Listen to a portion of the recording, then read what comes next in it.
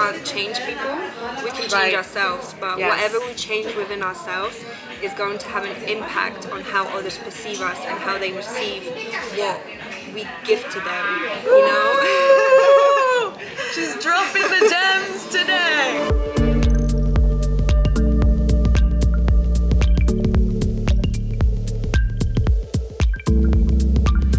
Hello everyone, welcome back to another video. How stunning is she? This is my friend Layla. We are having some coffee in the most adorable coffee shop in Knightsbridge somewhere, and we're having the most deep, meaningful conversations in the world about, what have we been talking about? So we were talking about how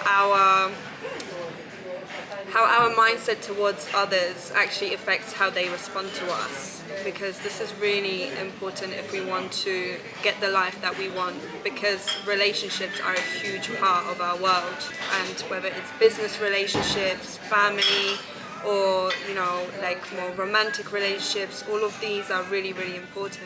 And we're speaking as two women here. I think the majority of my audience are female, but we also have some great men as well. We respect men. Yes, we do. We appreciate men.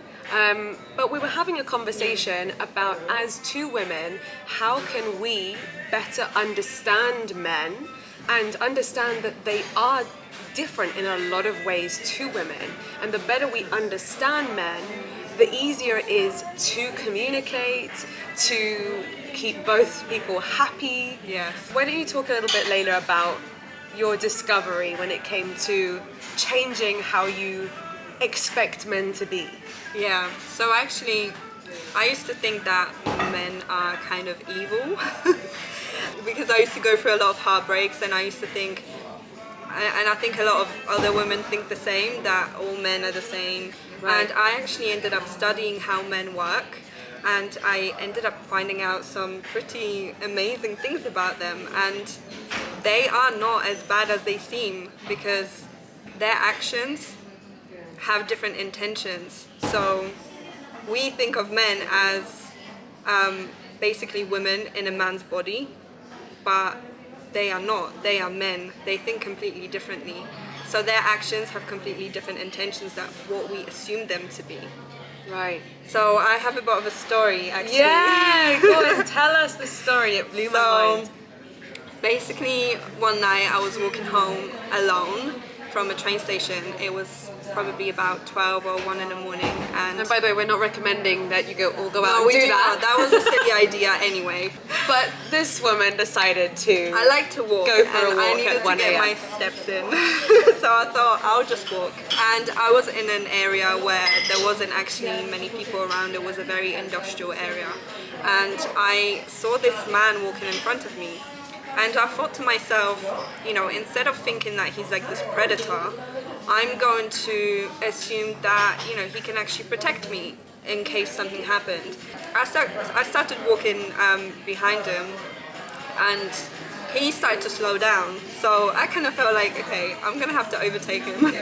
Yeah. And then he didn't let me overtake him. Instead, he started talking to me and telling me I was pretty and if he can have my number. You know, like, you know the thing, right? Right now, I'd be like, red flags everywhere. Yeah, exactly. Alarm bells. But I get out of thought, this. okay, well, you know, I can't really blame him. He's a man and he's attracted to pretty women. So, I mean, hello.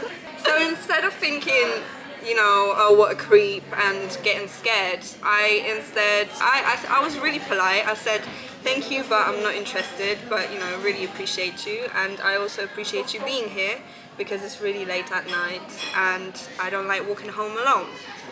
So you almost appreciated, or almost kind of like gave him a purpose that made him feel responsible, in a way, appreciated by you. Because, you know, I spoke to the goodness of him, and in the end we ended up walking, and we were talking about where we were from, we were talking about food, we were talking about love, and like, you know, all these random things, and it was really, really nice. We actually ended up getting quite close to my house, so I was like, okay, I need to tell this guy that I don't want him to know where I live.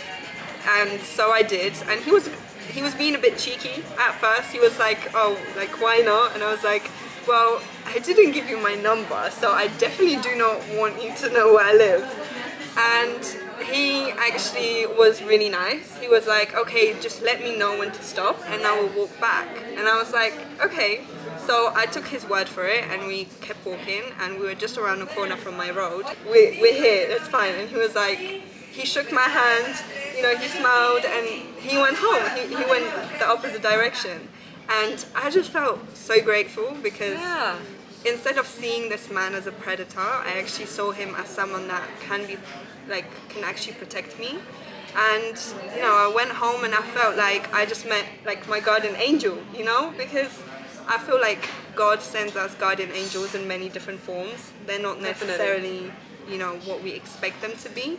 And this was definitely unexpected. And I think it just goes to show that if we speak to the goodness of people, that goodness will speak back to us. And if we assume the worst, we can actually attract a lot of trouble. Because if I was someone that was more scared and, you know, getting really creeped out and possibly offending the guy, he could have reacted in a completely different way. And we all have good and bad sides. And I feel like it depends on which side someone is speaking to, that side is going to respond. And I know for myself, I have many different sides. You know, someone can offend me and I will be a completely different person to them than I am to someone who's being really nice to me. True. And we can actually turn a lot of, you know, friendships and relationships around by actually acknowledging the good side of someone and speaking to that part instead of constantly assuming the worst about them. People who might tend to be quite bullyish, who might tease you and be quite mean. If I enter a space with them and I expect them to be like that and I have the fear in my mind and my guard is up, then you know, I've just primed the whole situation for them to be that bully. Whereas instead, if I decide, you know what, that's a person that maybe has some pain, that maybe has some insecurities of their own, let me treat them like a friend. It's interesting sometimes when you watch someone and they're like confused a little bit because you catch them off guard.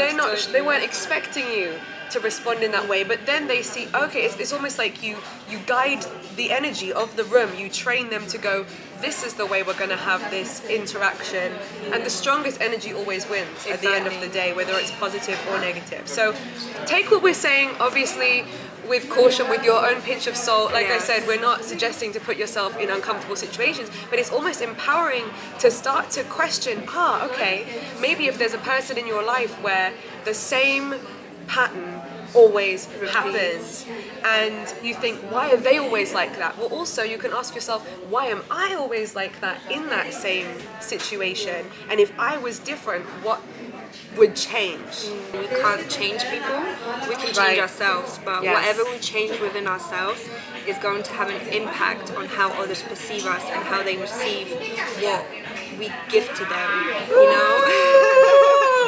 She's dropping the gems today. So yeah, I think it's obviously my example is quite extreme. Yeah. Again, we don't you know, invite you to walking home at night and talking to strangers, but actually do remember, if you are in a situation like this, whatever that stranger is, that's still a person, and they have their own things going on in life. They go through heartbreaks, troubles, problems with money. You know, we are all people, and of course we are all unique, but there are things that we can connect with others and actually talk to that unique spark in them, you know? And we can have some amazing encounters with people that we would have never expected. Yeah, sometimes it's easier to see it in children. You know, if there's a child who always behaves badly with some people, and yet there might be one adult or even one child where they're completely different. What that person expects of them or what that person is appreciating of them might be different. And when we boil it all down, all of us as humans, love is what we crave. Love is what we're looking for. Love is what we we seek what we need. And even the people who might seem the most harsh and loveless, there's a part of them deep down that's looking to feel loved and appreciated. And that doesn't mean that you should allow anyone to treat you badly because there is that good spark within them. What we're saying instead is, don't come into a relationship with an expectation of someone being bad, because that just sets you on the wrong path right away. You still have to have boundaries with people. Absolutely. And you still have to know when to walk away from a potentially, toxic and bad situation. But in day-to-day situations, when things happen unexpectedly, it's even more important to, assume the best. Not to put yourself in danger, but to potentially diffuse a situation that could be dangerous. Spoke with kindness, with love, with compassion to this man, and that's why you got that good behavior back. That's one thing I've actually learned about men through doing all this research, is that their main thing is to be appreciated. Often they will postpone a romantic relationship because they feel that they are not worthy unless they have made a certain amount of money. And in romantic relationships, for example, when a woman is constantly nagging and never appreciating the things that the man does, he stops trying because he knows he can't make that woman happy. And there is a saying, happy wife, happy life. And that is so true when it comes to men. When we start appreciating them and when we start showing that what they give us makes us happy, they end up doing that a lot more. And we bring out the best in them, not by changing them, but by changing ourselves and our attitude to life, and just being happy with what we have. We actually end up getting more of that. Amazing. So, as a challenge after watching this video, think of someone that you know, a friend, a member of your family, and think about what is something that you could appreciate them for. And it's not a big gesture. What is something that they just do that maybe you haven't ever appreciated before? And I invite you to actually acknowledge them and let them know that that is something that you really appreciate, and watch what happens. Maybe it will make their whole day happier.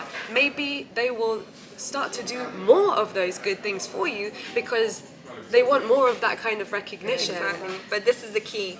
You have to let them know verbally. It's not enough to just, smile or whatever. You have to let them know. At first, it might feel very awkward. Yeah. But the more you do it, the more you get used to it. And even though it feels weird saying how much you appreciate someone, that is going to be like gold for them. And they are going to see you as a completely different person when you actually start verbalizing what you appreciate. So true. Amazing. Layla, thank you as always for dropping so much wisdom on my channel. This is actually Layla's second appearance on this channel. I will put the other video that she was on up here so you guys can watch more Layla content. She's such a talented music producer, painter. I'll put her Instagram below in the description so you can check out some of her gorgeous artwork. It's absolutely stunning. How would you describe it? Like surrealist? Surrealist, yeah. It's very spiritual. It's all inspired by my spiritual life, I guess. So I'm sure you guys will love it. Anyway, if you enjoyed this video, remember to give it a big thumbs up. And before you go, if you haven't done so already, hit my subscribe button and ring my bell so you never miss another video. Until next time, bye.